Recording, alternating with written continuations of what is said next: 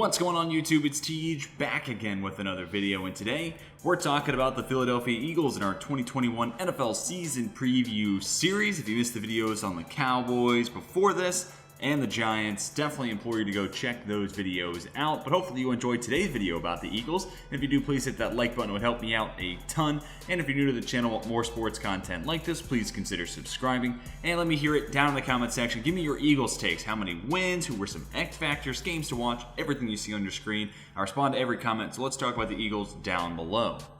Let's go ahead and kick this video off by talking about the win range, 3 to 8 wins. Now look, I have them projected at 3 wins. I am obviously pretty low on this team, but I am going to paint a scenario later on in this video about how this team could eventually maybe reach that reach goal of over 500. This team is just really tough to peg because of the veterans and how good some of those players like Fletcher Cox and Darius Slay still are. But then you weigh that with the unknown factor that is Jalen Hurts. You know, how healthy is that offensive line?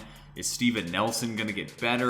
Or, you know, what does that secondary look like overall besides Slay? The linebacking core is pretty weak. And also, I don't account for injuries, but when you're relying on Fletcher Cox being your best player, Brandon Graham being one of the standout players on your roster, Anthony Harris is getting up there in age, and even on the offensive side, Zach Ertz is still on the roster. Lane Johnson has proven to be someone who has a hard time staying healthy. Brandon Brooks, he gonna play. Jason Kelsey, all those factors make it tough to envision a scenario where this team is super competitive. But if they do stay healthy, I think they are better than 3 wins. So I look forward to readjusting that 3-win mark when I redo that season preview video. Because obviously it's been a little bit of time, and they've added some free agents that I've liked. I think I recorded that pre Anthony Harris signing even, but now they've definitely added, Steven Nelson since then. So I'm interested in re-examining their schedule, and it's going to come up from 3 wins for sure. This is the same spot where I had the Jets, and that's just because I have a hard time picking out matchups for these teams for 2 completely different reasons. For the Jets, I'm worried about their defense. For Philadelphia, I'm just kind of worried about the offense and just the young players overall, in addition to aging players staying healthy. But I have them at 3 wins in that too early 2021 season preview video. I definitely think that mark is a little low. Honestly, if you were to ask me, they're over under 6.5. I'd probably still go under, but probably close to that 5-6 win range. But that kind of leads us into a realistic goal. You have got to figure out, obviously, if Jalen Hurts is your guy. I am higher on Hurts than most, but I say that while also reserving the right to say I don't think he's a franchise quarterback. What I mean by all of that is from where I saw him at the beginning of his time at Alabama to when he was at Oklahoma, huge steps in the right direction. And even from when he left Oklahoma to seeing him last year in that 4-game stretch, it still wasn't pretty, but he looked a lot better. And he threw for over 300 yards in one of those games, looked pretty good against the Saints. And, we'll talk about his PFF stats here in a little bit. He still has to get a whole lot better, but now he actually has an offseason, he has a training camp, and now ideally, there's a coach coming in with a system that would fit for Jalen Hurts. Ideally, that's what they envisioned when they hired Nick Sirianni, as opposed to him just being, a placeholder for a potential new hire next offseason. So hopefully Sirianni's coming in with an idea of how to get the most out of Jalen Hurts. So with that said, I don't think Hurts ends up becoming the guy that in a year's time we're talking about as the guy that the Eagles are going to roll with for the next decade. Instead, he's going to become somebody that's viewed as, kind of like what Tyrod Taylor is, where he's a nice bridge quarterback or, really quality backup. Ultimately, I think that's where it's going to be, but I don't think Hurts is as bad as a lot of people want to make it. He's not a scrub. He is just not terrible. He's just ultimately not good enough. And in an age where the NFL has enough okay quarterbacks, when I did my QB rankings, the fact Jared Goff is QB 30 in the league, QB 31, Andy Dalton I had as the worst starting quarterback. Tyrod Taylor could be right in that mark. If you were to go back 15 years ago, Tyrod Taylor is a plus quarterback. Andy Dalton's at least league average. And in a couple of years, go back 5-7 years ago, he was an above average quarterback in the league. It's just a position that has gotten so good where there's enough okay guys out there to where that doesn't cut it. And we're getting to the point now where guys like Derek Carr and Kirk Cousins, depending on how much they're making, good isn't good enough, right? You need to be great. So because of that, ultimately, I do think this team moves on from Hurts in a year's time. So this is going to be obviously a year to find out if Hurts can be more than how I see him and how most people see him in overall. for this organization to figure out a roadmap, right? Are we picking number 1 overall? Are we taking Spencer Rattler? Okay, we won 7 games, so instead we're actually picking 12. We're going to have to use that Dolphins first-round pick and then what might end up being first-round pick from the Colts in that Carson Wentz deal, but because he's hurt, maybe it's a high second. I don't know. We'll see. That's going to be tricky.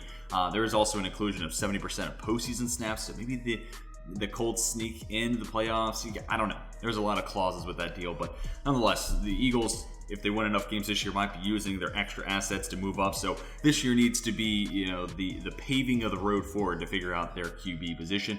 Reach goal, finish over 500. I'll try to keep this quick. Look, those veterans are still good. Like, Darius Slay can play like a top 10 corner in this league, especially when he has an okay guy on the other side. And I think Steven Nelson switching from, man, press, heavy, a lot of cover 3 too with Pittsburgh. Now going to a cover 2 where, we might see something similar to what happened with Xavier Rhodes last year, where he has a bit of a renaissance.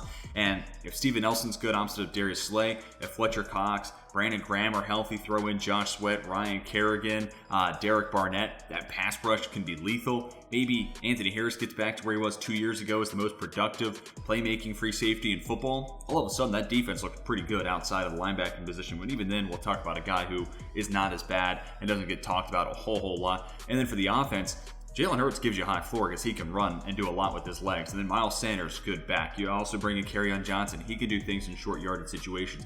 Really like the addition of Kenneth Gainwell. He's got great hands. Kind of that running back wide receiver combo that comes out of Memphis so often. And Devonta Smith could prove to be a good enough wide receiver 1. That allows you to make your number 2 target, Jalen Reagor, as a field stretching slot. And Hurts has a pretty solid arm. He can push it down the field, and I think that tandem could work really well. And then Travis Fulgham as your number 3 target, your second outside wide receiver. I think he's good enough to be in that role, and Dallas Goedert could solidify himself as, an above-average tight end, that TJ Hockenson tier 2 of the position. And if all that breaks out, obviously it's a lot of asterisks we're leaning on, but if all that breaks out, it's hard to envision this team winning, less than 7 games. So, if everything breaks in their favor, which obviously we can say that about a lot of teams, but there is a very narrow path that I think this team could eventually finish over 500, which, if they do, makes things really complicated because what do you do then with Jalen Hurts, right? Like, if it's not always pretty, but you get over 500, how difficult does that decision become? Or is it an easy one saying, hey, we won with Jalen Hurts not playing well, we got to go get an upgrade?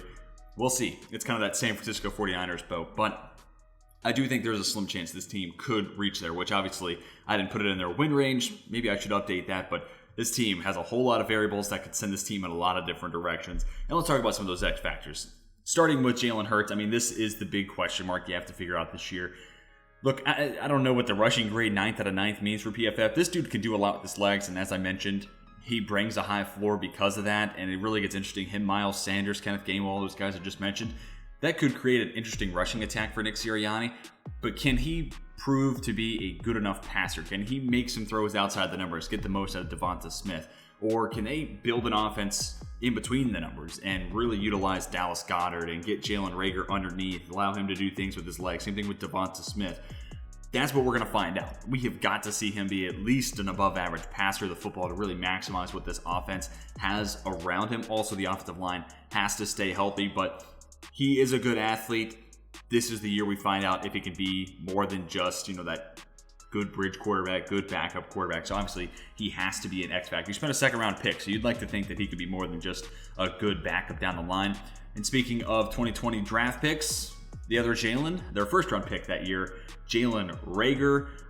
This is a big year for him just to prove that he should have been taken in the first round. Not only because, the position is tough to scout. Like, don't let people make it out to be as easy as it is, but Jalen Reagor goes a pick before Justin Jefferson, and narratively speaking, that is not a good look for your organization. So I don't think Reagor's ever going to be as good as Justin Jefferson. Obviously, we have yet to be seen. But if Reagor can just take a step forward and prove to be a league starter, that makes that pick at least validated in a small degree. And I think moving from being the number 1 target to more of a field stretching slot position, I put the snap alignment here. I'd like to see him play in the slot a lot more this upcoming year now that you have Devonta Smith who can play on the outside a lot. I just think that's a really good way to maximize his downfield ability, get him in better matchups. I know the slot corner is becoming more and more prioritized, and it's not just a team's number 3 corner, but I still think there's a lot of matchups he can win there with his speed, but then also just getting the ball underneath. letting him be the guy on bubble screens, RPOs, all that type of stuff. I think that's a role that really fits Jalen Reagor, and all these numbers can improve coming into this season or at the end of this upcoming season. And again, it just validates that first round pick, which would go a long way for this team and how it's viewed by the public and by the media. And then the last name we'll talk about, TJ Edwards, actually grades out okay. He's not terrible. And he was an undrafted player in 2019, and he's gotten better year after year. Now, can he get even better in year number 3? We're going to find out. And this is a position that this team is just objectively not good at, right? Like Alex Singleton, you know, he plays in the NFL, and that's more than I can say, but I never have been really overly impressed with his game. TJ Edwards is kind of the exception. He's the one guy when he's out on the field, like I feel like I notice him, and that's something that the other linebackers just don't seem to do very often unless it's in a negative way.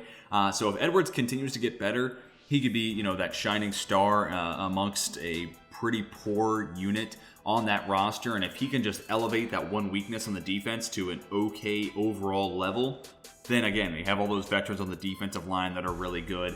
You have, you know, at least on paper, a talented secondary. All that could make for a defense that's still in the top 10, maybe even top 5 once we get to the end of the season. And if that defense is that good, you know, the asking price for your offense is lowered, obviously. So TJ Edwards, if he has a good year, also has a great first name if you ask me. But if Edwards plays really well, it helps, you know, raise up the floor of that defense, and it really kind of takes away the one weakness that this team might have on that side of the ball. Games to watch, then we're going to close this video out. All games I think they can win. They're all on the road, which makes it tough, but at Carolina, at Detroit, and at the New York Jets. Those are 3 teams that most people would put in the bottom, 8, bottom quarter of the league, and in my opinion, with Philadelphia. So these are all 3 games that I feel like this team can come away with wins despite being on the road. You know, Carolina, especially if Sam Darnold isn't, you know, better, like if he is not worth the assets that the Panthers gave up, then that offense is just not going to get off the ground, right? Because they can have great weapons around Darnold, but it comes down to QB play. So that obviously is a game the Eagles can steal on the road. Week 8 against Detroit, probably the second, maybe third worst team, maybe even the worst team in the NFL in your eyes. So obviously, I'm not high on the Eagles, but I think that's a game they can and should win. But I think the Lions also can be semi-competitive. You know, Goff versus Hurts. Tell me which one you think is better.